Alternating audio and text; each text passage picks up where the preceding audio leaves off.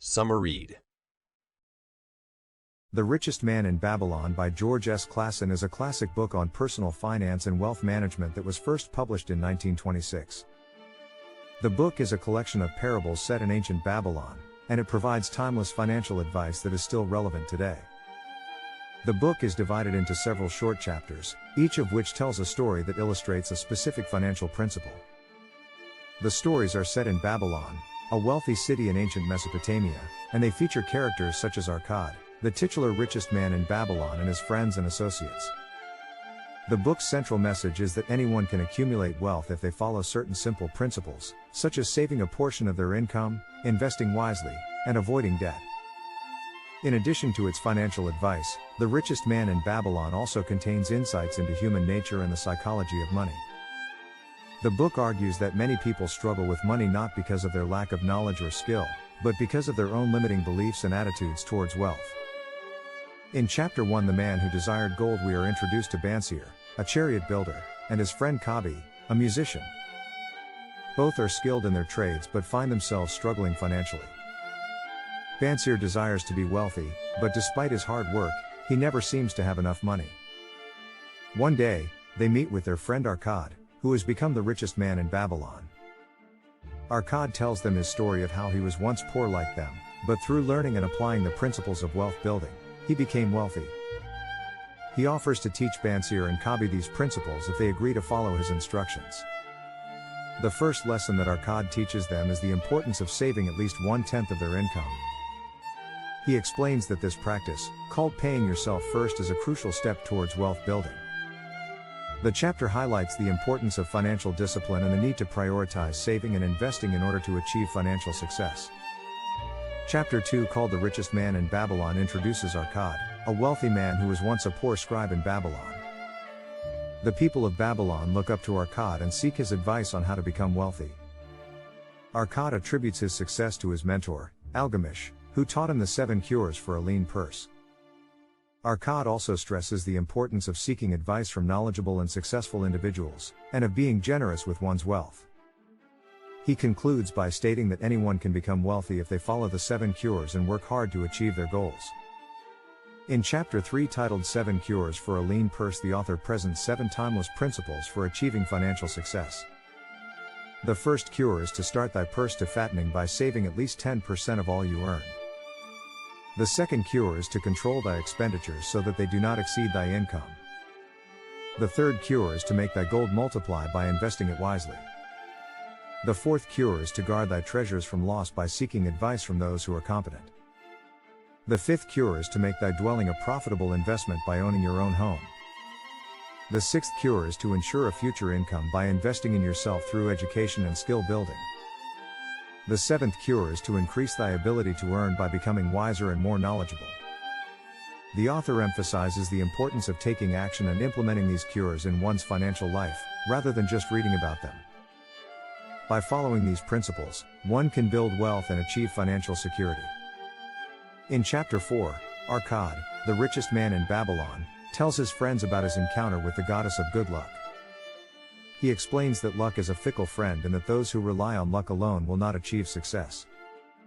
However, he believes that luck can be attracted by taking advantage of opportunities and making wise investments. Akkad shares a story about a man named Dabasir who was offered an opportunity to invest in a caravan, but he was hesitant because he did not want to take a risk. However, his friend, Kabi, convinced him to invest and they ended up making a profit. Dabasir realized that his hesitation almost caused him to miss out on a good opportunity and that he needed to take advantage of opportunities when they presented themselves. The chapter emphasizes the importance of being prepared to take advantage of opportunities and making wise investments. It also suggests that luck is not purely a matter of chance but can be attracted by those who are proactive and prepared. Chapter 5 introduces the 5 laws of gold, which are essential principles for accumulating wealth. The first law states that gold comes to those who save at least 10% of their earnings. The second law emphasizes the importance of wise investment decisions, as one must be cautious not to lose their money. The third law highlights the significance of seeking wise counsel and guidance from knowledgeable individuals when making financial decisions.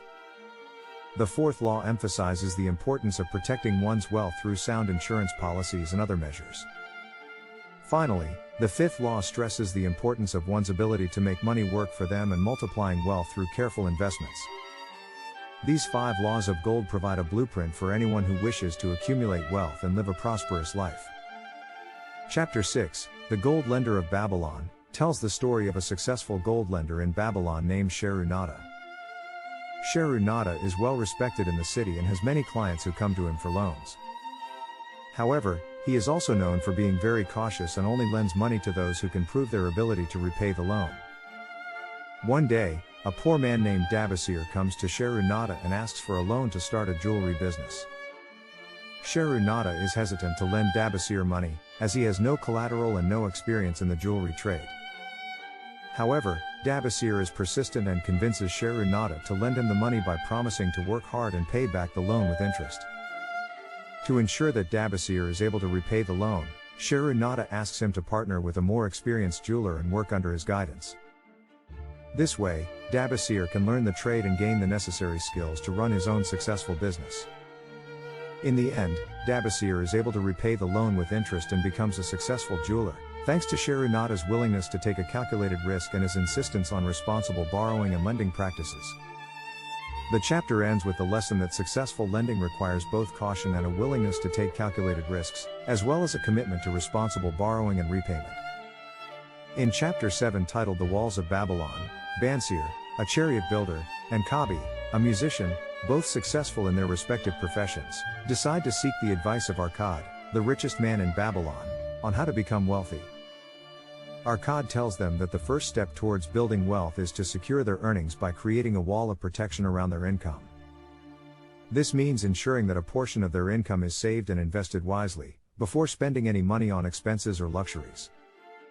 He also emphasizes the importance of seeking expert advice on how to invest their savings and diversifying their investments to mitigate risk. Akkad shares his own story of how he built his wealth, emphasizing the principles of saving, investing, and wise decision-making.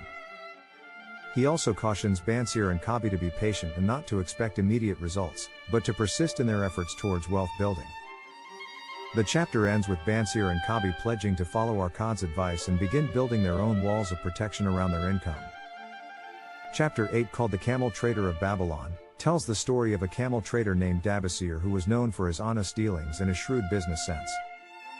Despite his success, Dabasir struggled to save money and often found himself in debt. One day, Dabasir decided to seek the advice of his friend, the money lender Matone. Matone advised Dabasir to start paying himself first by setting aside a portion of his earnings each day before he paid his expenses. He also encouraged Dabasir to invest his savings in profitable ventures rather than spending it frivolously. Dabasir followed Matone's advice and began saving a portion of his earnings each day. He also used his savings to invest in a new trade route that proved to be very profitable.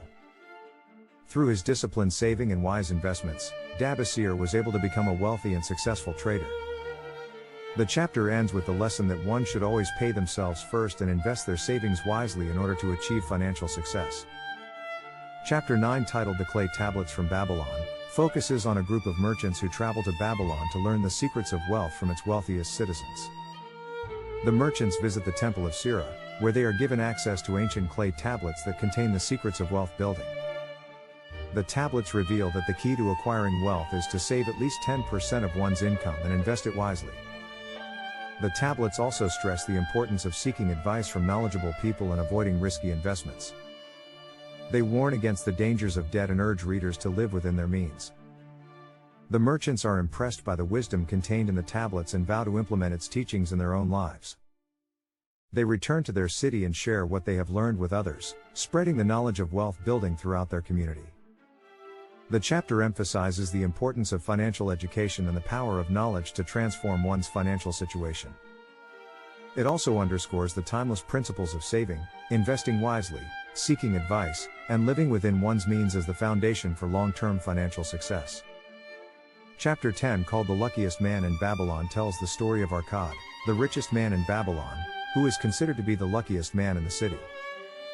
When asked about his luck, Akkad reveals that he believes his success is due to the principles he learned as a young man and has applied throughout his life. Arcad explains that luck is not a magical force that some are blessed with and others are not, but rather the result of following sound financial principles, such as saving a portion of your income, investing wisely, and avoiding debt.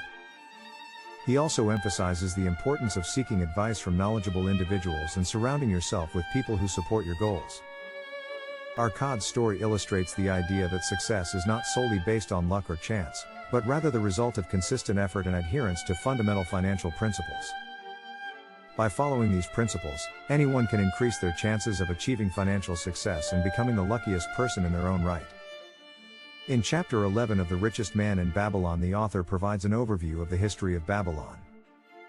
The chapter begins by describing the origins of the city, which was founded by the Amorites around 2300 BC. Babylon grew to become one of the greatest cities of the ancient world, with impressive architecture and engineering feats such as the Hanging Gardens. The author then discusses the various rulers of Babylon throughout its history, including the famous King Hammurabi, who created one of the earliest known legal codes. The chapter also touches on the city's role as a center of trade and commerce, with the Babylonian merchants known for their shrewd business acumen. The chapter concludes by highlighting the decline of Babylon, which was sacked by the Persians in 539 BC. Despite its eventual downfall, the author notes that the legacy of Babylon has endured throughout history, influencing art, literature, and culture for thousands of years. Overall, The Richest Man in Babylon is a timeless classic that provides practical and inspiring advice on personal finance and wealth management. Its simple yet powerful principles have helped generations of readers achieve financial success and security, and its insights into human nature and the psychology of money are just as relevant today as they were nearly a century ago. For more book summaries, subscribe to Summaread and click the notification bell to stay updated.